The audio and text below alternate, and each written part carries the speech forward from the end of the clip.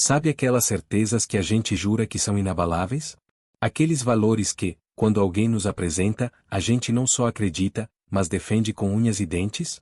Foi assim que ela falava sobre fidelidade, sobre monogamia, sobre exclusividade. Relacionamento aberto é desculpa para trair sem culpa. Essa frase saiu da boca dela na primeira semana que a gente começou a se conhecer melhor. Estávamos no sofá da casa dela, com um vinho barato e uma playlist de lo-fi tocando ao fundo.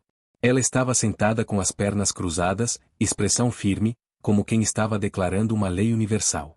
E eu, encantado demais para argumentar, só concordei. Mesmo que por dentro achasse que as coisas podiam ser mais flexíveis. Não que eu fosse o rei da liberdade. Mas eu já tinha experimentado relacionamentos não convencionais. Já tinha namorado alguém que acreditava em liberdade afetiva, e apesar dos altos e baixos, tinha sido honesto. Mas com ela era diferente. Desde o início, ela deixou claro o que queria. Um relacionamento fechado. Foco, exclusividade, profundidade. Sem terceiros. Sem arestas. Sem aberturas. Eu aceitei. Fiz questão de deixar claro que respeitava os valores dela. Me comprometi. E levei isso a sério. Os primeiros meses foram intensos. Parecia que a gente vivia num filme. Viagens simples, noites longas de conversa, planos de morar juntos um dia. Ela dizia que nunca tinha confiado tanto em alguém. Que finalmente sentia paz. Que eu era o porto seguro dela. Dizia com os olhos brilhando. Dizia com força. Com fé. Mas a vida real tem seus caprichos. E, aos poucos, aquela harmonia começou a dar lugar a cobranças, desconfianças sutis, e um tipo de controle que se disfarçava de cuidado. Ela achava um absurdo eu seguir mulheres no Instagram.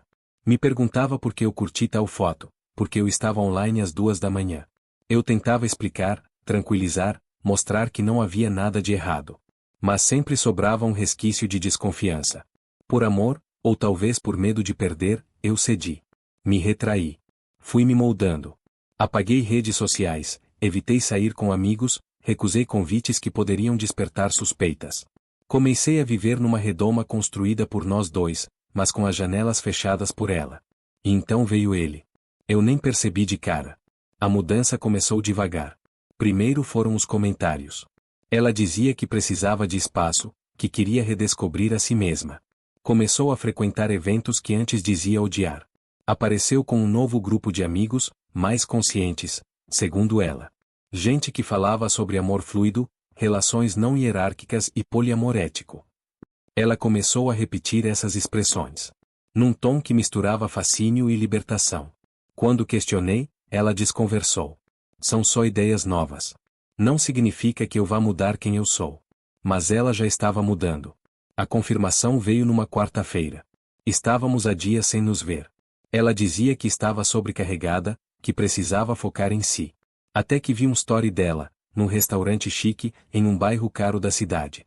Vinho de safra nobre, decoração que parecia saída de um filme europeu. E a legenda. Liberdade é um vinho que não se serve em taças trincadas. Na imagem, um reflexo no vidro. Um homem. Bem vestido. Elegante. Com um sorriso leve. O tipo de homem que chama atenção sem esforço. O coração apertou. Aquilo me corroeu por dentro. Mas eu respirei fundo, tentando não tirar conclusões precipitadas. No dia seguinte, perguntei sobre a noite anterior. Ela disse que saiu com uma amiga. Olhos nos meus. Rosto calmo. Como se estivesse dizendo a coisa mais inocente do mundo. Eu quis acreditar. Mas a verdade insiste em doer mesmo quando a gente tenta ignorar. Uma semana depois, ela pediu para conversar. Fui ao apartamento dela com o estômago embrulhado. Já sabia que vinha algo pesado. Mas ainda assim, não estava preparado. Ela me recebeu com um abraço morno, como se já não morasse mais ali. Sentou-se no sofá, cruzou as pernas e falou com calma, como se tivesse ensaiado. Eu preciso de algo diferente. Conheci alguém que me mostrou outra forma de viver o amor. Sem prisões. Sem cobrança. Um jeito mais livre, mais leve. E eu quero tentar isso. Eu fiquei em silêncio. Parte de mim esperava que ela dissesse que era só uma fase, uma confusão. Mas não. Ela estava decidida. Ele me faz pensar. Me inspira. E, sabe, acho que fui muito rígida a vida inteira. Acho que tinha medo. Mas agora eu vejo que amor não é posse. Engraçado. Ela falava como se tivesse descoberto a filosofia do século. Mas tudo aquilo só apareceu quando o novo cara apareceu. Um homem mais velho, dono de uma startup, bem-sucedido, influente. O tipo que viaja 3 vezes por mês, que frequenta retiros espirituais em Bali e cursos de Tantra em Ubatuba. Ele era a encarnação do livre. O tipo de liberdade que ela desprezava, até que fosse oferecida com champanhe e discurso bem articulado. Nos meses seguintes, ela se transformou em outra pessoa. Ou talvez tenha revelado quem era desde o início. Passou a postar frases sobre amor sem rótulo. Publicava fotos em festas alternativas, em retiros, em viagens financiadas por ele. Surgiu ao lado de outras pessoas, homens e mulheres, em contextos cada vez mais abertos. E a cada nova publicação, vinha uma legenda sobre liberdade, espiritualidade, maturidade emocional. Tudo muito bonito. Mas nada daquilo parecia espontâneo. Era como se ela estivesse o tempo todo se convencendo de que aquela nova versão dela era autêntica. Como se precisasse provar para todos, e para si mesma, que tinha evoluído. Que finalmente era livre. Mas havia uma contradição latente. Por que essa liberdade só apareceu quando veio acompanhada de status? De conforto. De segurança financeira. Era uma liberdade seletiva, gourmetizada, cuidadosamente embalada. Ela dizia que não acreditava em relacionamento aberto. E eu acreditei. Mas, na verdade, ela não acreditava em abrir o relacionamento comigo. Com um cara comum. Que dividia conta, pegava metrô, fazia miojo na janta. Comigo, fidelidade era exigência. Com ele, liberdade virou virtude. E quando confrontei, sim, porque em algum momento eu precisei me posicionar, ela disse que eu era conservador demais, emocionalmente limitado, ainda preso ao modelo antigo de amor. Fui chamado de tudo aquilo que ela usava como elogio no início. Fui bloqueado. Sem direito à réplica. Fui deletado da nova narrativa dela. Virei parte de um passado tóxico que ela precisava superar. Mas a verdade? Eu não era o problema. O problema era a coerência. Era a facilidade com que alguns princípios viram cascas vazias quando surge alguém com um carro importado e um discurso de liberdade emocional bem articulado. Hoje eu sigo minha vida com tranquilidade.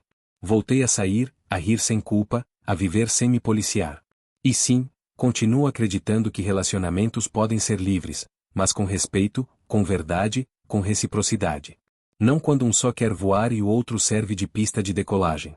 Aprendi que amor de verdade não muda com o saldo da conta bancária de quem aparece. E que fidelidade, quando é sincera, não precisa ser ensinada. Ela simplesmente acontece. Quanto a ela, de vez em quando ainda vejo um ou outro conteúdo rodando nas redes. Workshop sobre sexualidade consciente, live sobre o novo amor, reels com frases de Rumi e trilha sonora instrumental. Mas em nenhum deles eu vejo aquele brilho nos olhos que ela tinha quando dizia que o amor é só entre dois. E talvez seja porque, no fundo, algumas pessoas não mudam por evolução. Mudam por conveniência.